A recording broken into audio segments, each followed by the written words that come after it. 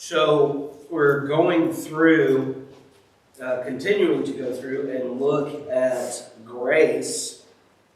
When last we met, we were talking about God. We spoke of Noah quite a great deal.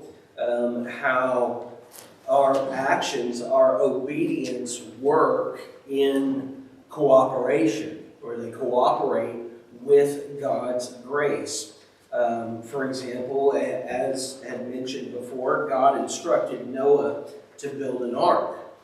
And the building of the ark was an essential act of obedience.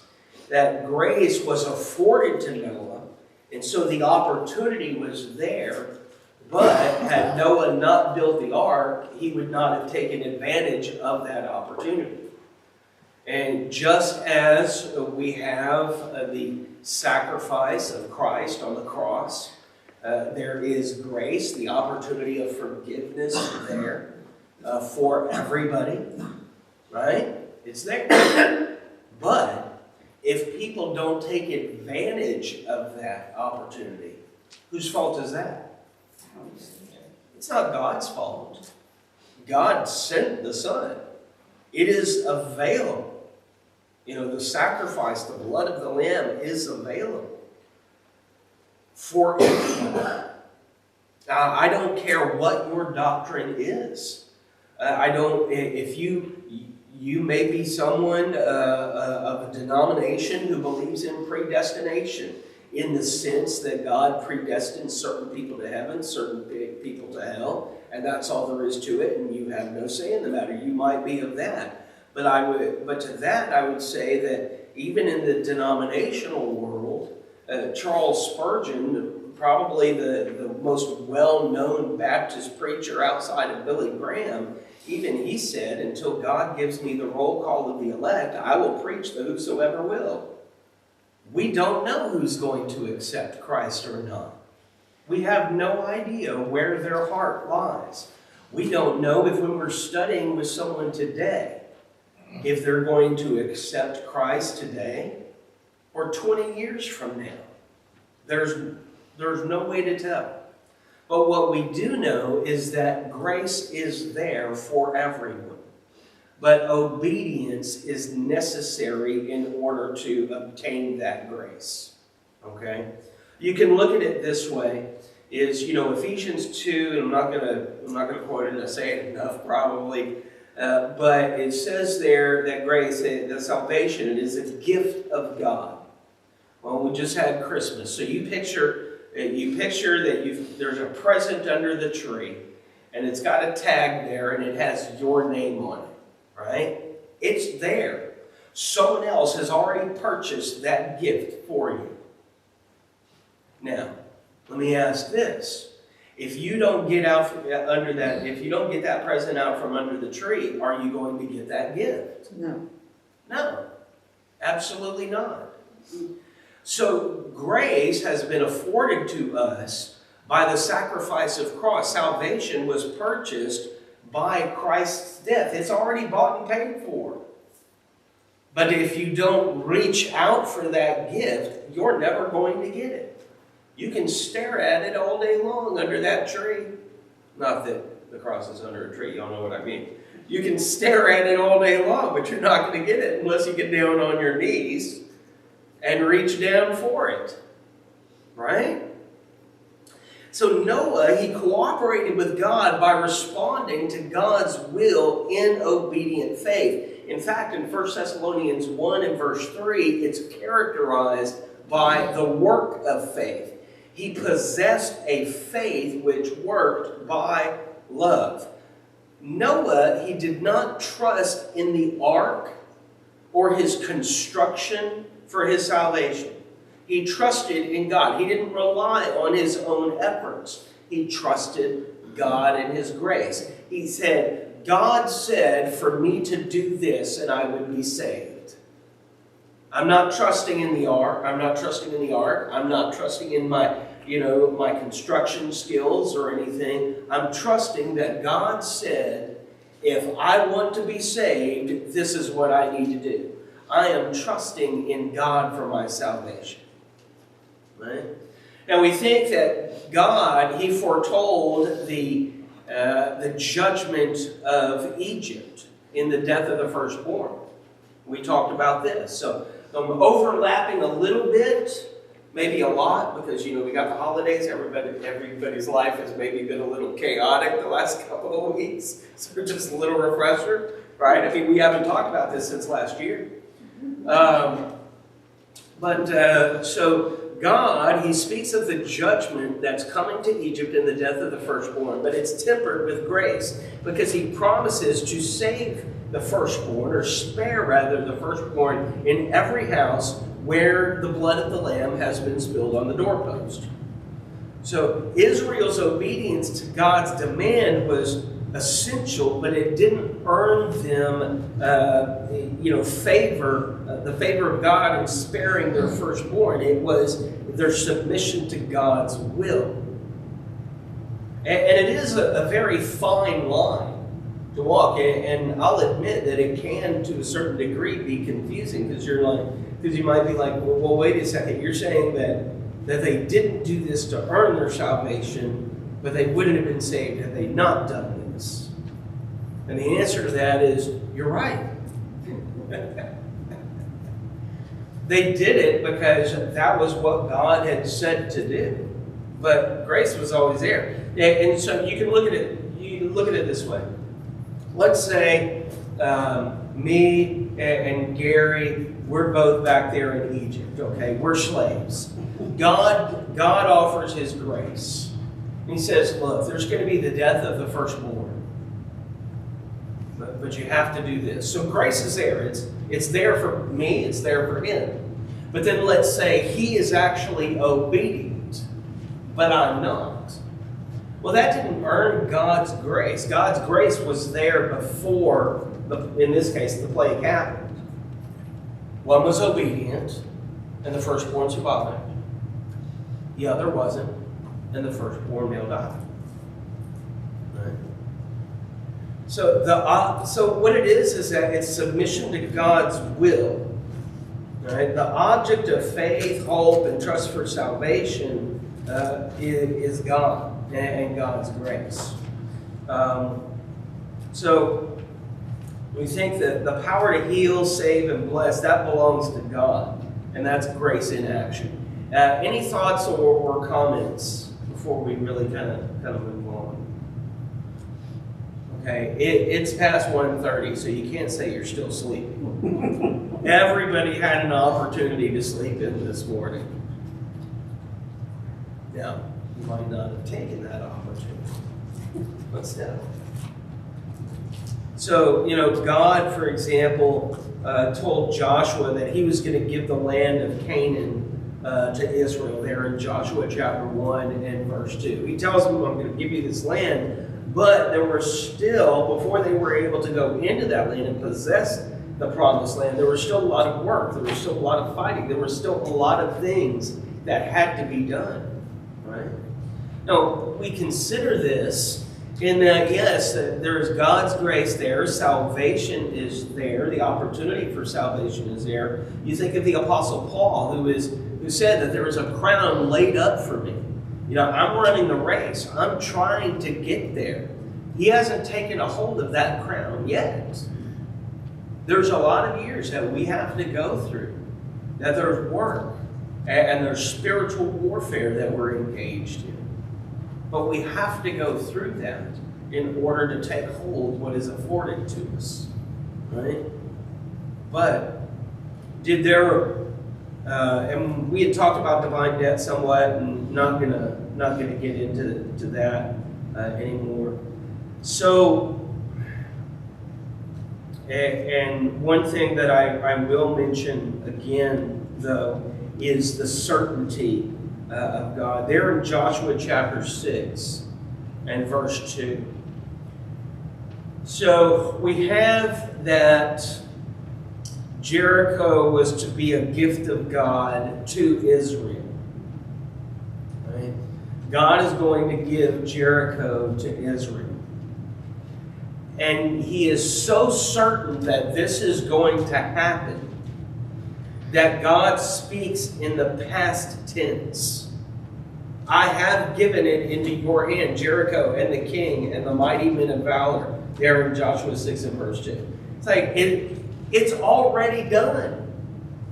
You haven't gotten there yet, but it's already done. Right? You just haven't taken a hold of it. Salvation is there. Heaven is there. The crown for us is there. We just haven't taken a hold of it yet.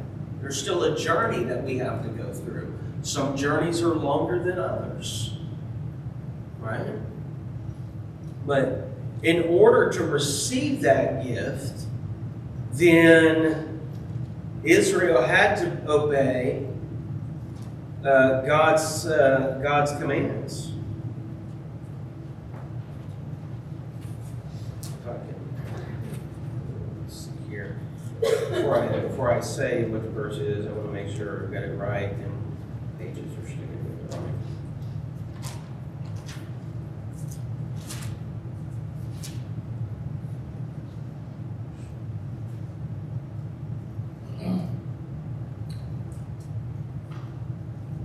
That's the wrong one.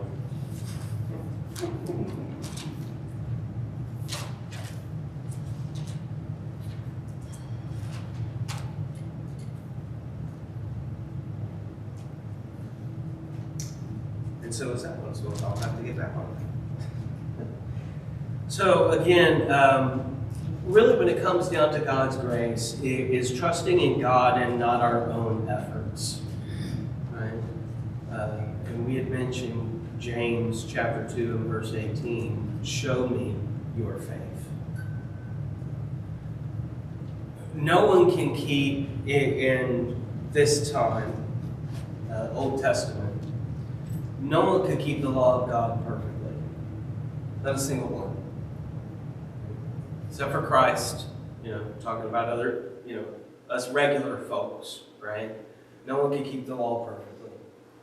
When we come into the New Testament, we have the moral law, because the priestly law is done away with because there's no priesthood. The judicial law is done away with because, we're not in a temple judicial system and what have you. So we have the moral law. No one can keep the moral law perfectly. Not a one. No one. And so we have to have God's grace.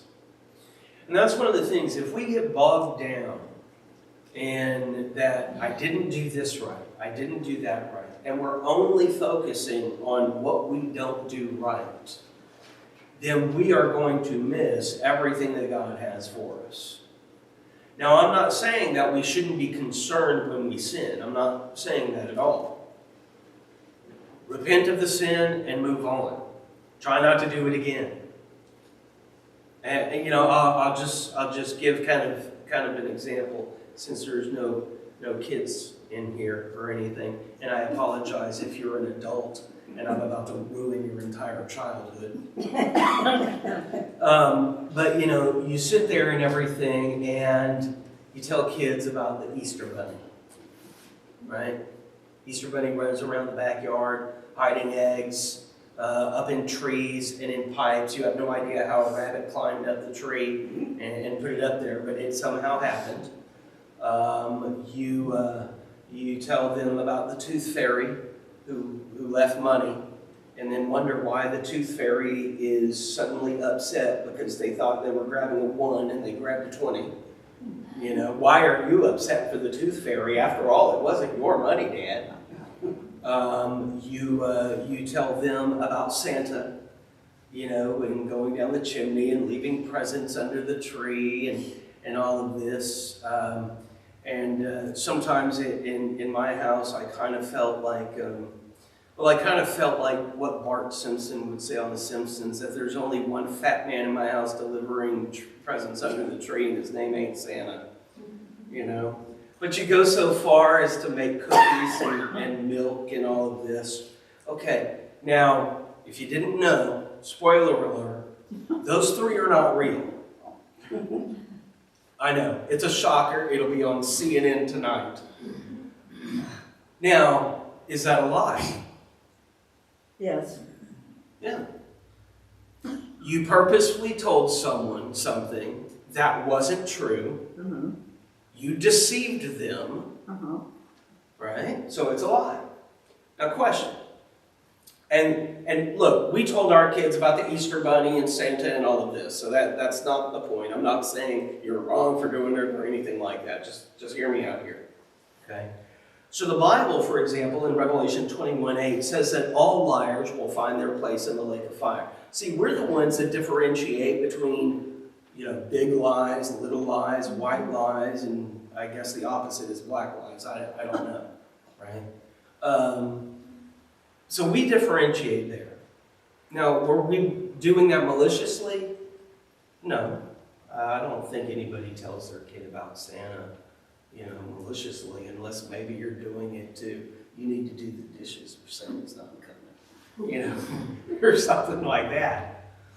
The point being is that just even simple things like that we find simple and purely innocent, are a lie, which categorically would say we go to the lake of fire, according to Revelation 21:8, all liars. The entire point of that is not a single person, Old Testament, New Testament, 2026, is keeping any type of law that God has perfectly. Right. Everybody needs grace. Mm-hmm. Everybody. And grace is there for everybody. And I'm also not telling you that you need to go home and repent about the Easter Bunny or something like that. Okay, that's between you and God and the Easter Bunny. All right? But everybody needs grace, and grace is there for everybody. But obedience is a requirement to obtain that grace. Whether it was Noah, whether it was Moses, whether it was the children of Israel as a whole, everybody. In fact, we're even told that Christ learned obedience. It doesn't mean he was disobedient, but he was learning obedience, right? Growing in the knowledge of the Lord, it says when he talks about his childhood. Any thoughts or comments or complaints if I ruined part of your childhood? Yes, sir. When I was growing up, when I figured out there was no Santa Claus, I just figured it out when I was, I don't know how old, but I looked at it as, this is part of growing up. It never occurred to me that, I just said, well, there's no Santa. I never looked at it as, well, they didn't tell me, my parents didn't tell me the truth. I just figured it out and moved on. Yeah. That's the way I did it. Yeah. And that's what I'm saying, is that I don't think anybody really does it maliciously or anything like that, Yeah. Just the point being is that, God's standards are not our standards. And that's something that we have to understand. His ways are much higher than our ways, right? Any other thoughts or comments, though? Well, and he knew from the beginning that his standards were above what we could meet. Yeah. And that's why he had already had the plan of salvation in place. And the question becomes, if we could meet God's standards, then what do we need Christ for? Why did he need to die? I mean, if I can do it all on my own, then why send the Son to die? Well, the answer is simple. It's because I can't. And so what I have to do is I've got to get over that. And it's not an easy thing to get over, because we want to be in control. We want to be the masters of our destiny.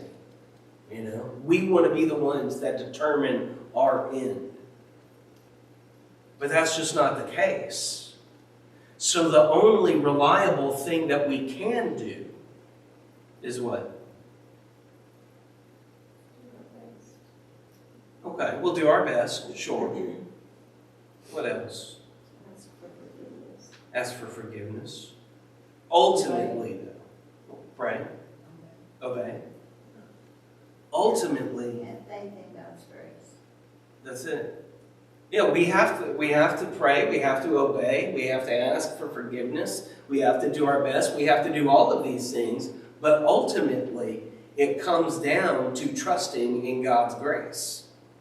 We have to be strong enough to know that Jesus is going to cover it all. Yeah. So we don't have to live in fear every day of our life that, oh, if I say this lie and I die afterwards, then... Yeah. I remember hearing that example a lot, especially growing up. What if you're on the way to the church building and, you doze off or something and you start to swerve and there's a car coming at you and you scream a bad word right before you get hit and you end up becoming a hood ornament on that 18-wheeler, and you die, then what then? We're going to be seen with angels. That's it. And that's why it's judgment is God's. It's not mine or anybody else's. That's why when you hear me do a funeral, you don't hear me like the Baptist preacher that I grew up listening to. You're not going to hear me trying to preach anybody into heaven. And I'm not going to be up there condemning anybody to hell. First of all, that's just bad form. Because I don't know. I'm not the judge of anybody. And absolutely, we have to be strong enough to be able to give it up. Yeah. To give up control. Any other thoughts or comments, though?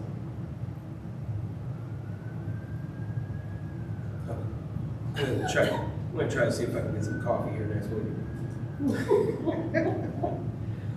So, you think too, Naaman, for example, leper, right? He was told by Elisha to dip in the Jordan 7 times. And then when he complied with that, his flesh was clean. There in 2 Kings 5:14, it was like the flesh of a child. It was essential, though, for him to submit to the prophet's instructions to be healed of his leprosy. So his obedience, yes, it involved human effort, but was the power to heal in the water?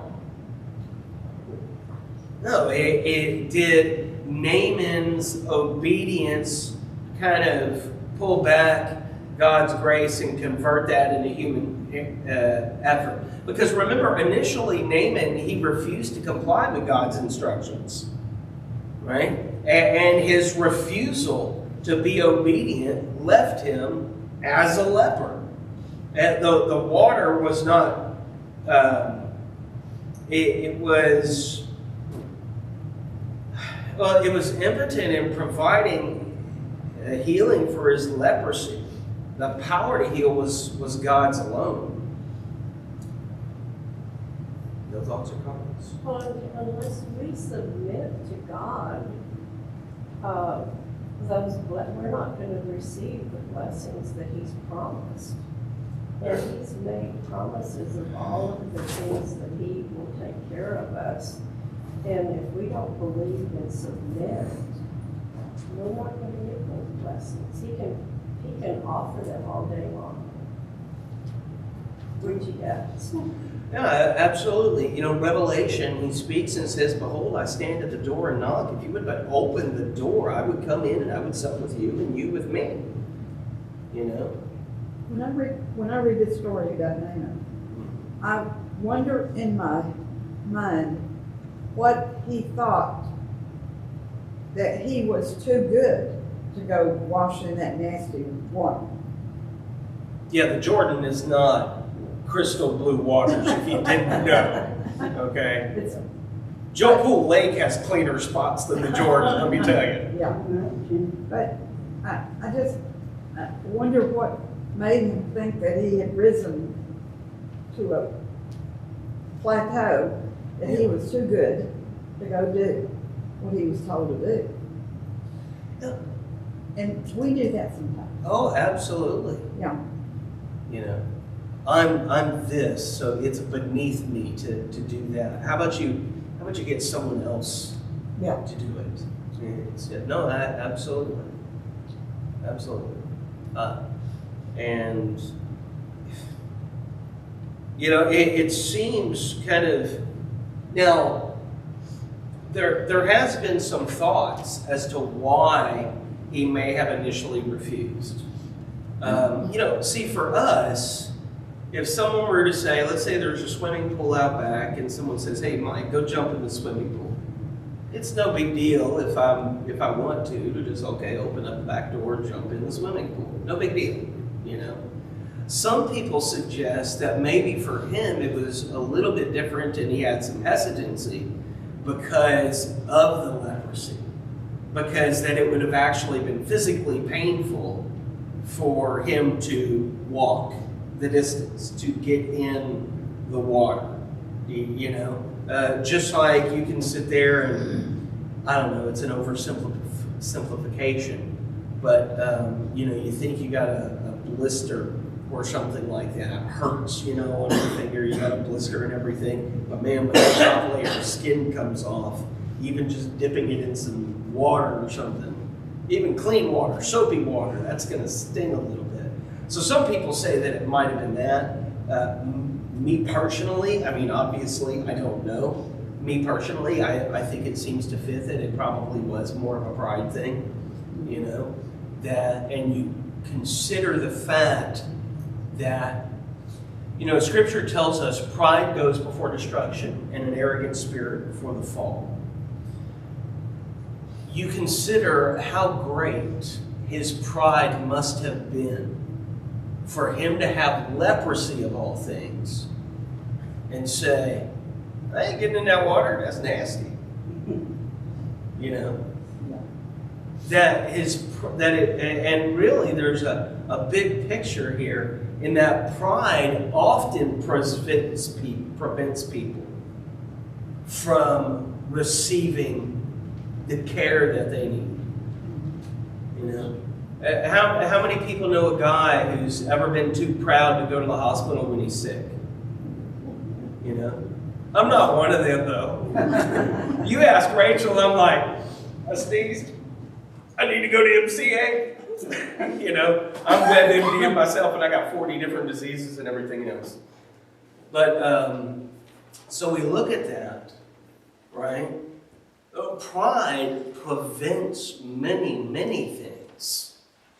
And absolutely, I wonder too, where his mind must have been to where even leprosy, he would not be healed. And think about it, leprosy, it's not just leprosy. It's not just boils and, you know, your nose falls off and all that type of stuff, right? Your skin's all creepy. You can't go worship at the temple or tabernacle. You're put outside the camp. You can't be around your family. You can't enjoy meals or Passover with your family. You're out there isolated. You're having to clap when you go around and everything, saying unclean, unclean. So it's saying that I would rather deal with leprosy and that lifestyle of isolation than lower myself to just taking a bath. You know? That's like the worst type of pig pen from Charlie Brown I've ever heard of. You know? And absolutely, it's a pride. Pride will take down the loftiest of us. But like Peggy said before, we have to be strong enough to lay it down. That's why Jesus said, Luke 9:23, "If any man would come after me, let him first deny himself, get rid of pride, take up his cross, and follow me. And my burden is easy, my yoke's light." I can give you all of this. You just have to be willing to accept it. And accepting it means you just got to lose yourself. Yes, ma'am. Another example that came to my mind was in Joshua 5, before Joshua led the children of Israel to take Jericho. In chapter 5, verse 13, it talks about he lifted up his eyes and looked, and a man was standing opposite with his sword drawn in his hand.